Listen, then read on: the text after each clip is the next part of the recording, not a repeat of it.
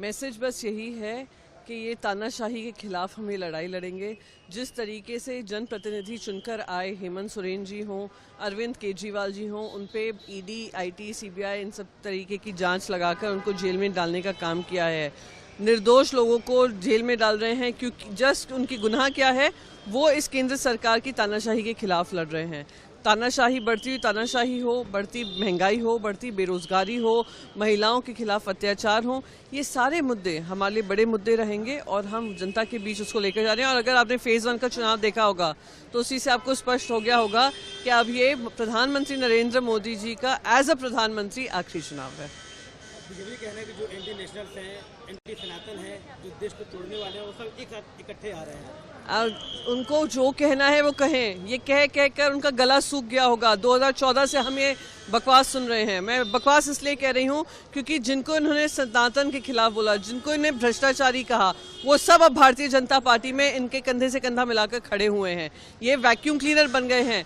ये लोग जहाँ जहाँ भ्रष्टाचारी है उनको अपनी तरफ ले लेते हैं, अपनी पार्टी में शामिल करके उनको क्लीन चिट दे देते हैं। तो ये कहते रहें, पर जो लोग सच्चाई के साथ लड़ रहे हैं, ऐसी तानाशाही के खिलाफ लड़ रहे हैं, वो लड़ते रहेंगे और जनता हमारा साथ दे रही है, जनता हमारे साथ है। वो फेज़ 1 के चुनाव से आपको समझ में आ गया होगा। मैसेज बस यही है कि ये तानाशाही के खिलाफ हम ये लड़ाई लड़ेंगे।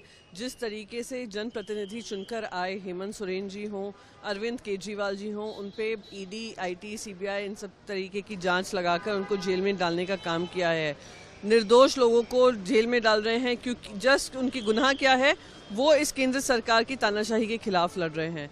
तानाशाही बढ़ती हुई तानाशाही हो, बढ़ती महंगाई हो, बढ़ती बेरोजगारी हो, महिलाओं के खिलाफ अत्याचार हो, ये सारे मुद्दे हमारे लिए बड़े मुद्दे रहेंगे और हम जनता के बीच उसको लेकर जा रहे हैं। और अगर आपने फेज़ 1 का चुनाव देखा होगा तो उसी से आपको स्पष्ट हो गया होगा कि अब ये प्रधानमंत्री नरेंद्र मोदी जी का एज अ प्रधानमंत्री आखिरी चुनाव है।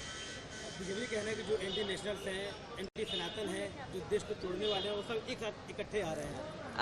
उनको जो कहना है वो कहें। ये कह कर उनका गला सूख गया होगा। 2014 से हम ये बकवास सुन रहे हैं। मैं बकवास इसलिए कह रही हूँ क्योंकि जिनको इन्होंने सनातन के खिलाफ बोला, जिनको इन्हें भ्रष्टाचारी कहा, वो सब अब भारतीय जनता पार्टी में इनके कंधे से कंधा मिलाकर खड़े हुए हैं। ये वैक्यूम क्लीनर बन गए हैं। ये लोग जहाँ जहाँ भ्रष्टाचारी है उनको अपनी तरफ ले लेते हैं, अपनी पार्टी में शामिल करके उनको क्लीन चिट दे देते हैं। तो ये कहते रहें, पर जो लोग सच्चाई के साथ लड़ रहे हैं, ऐसी तानाशाही के खिलाफ लड़ रहे हैं, वो लड़ते रहेंगे और जनता हमारा साथ दे रही है, जनता हमारे साथ है। वो फेज़ 1 के चुनाव से आपको समझ में आ गया होगा।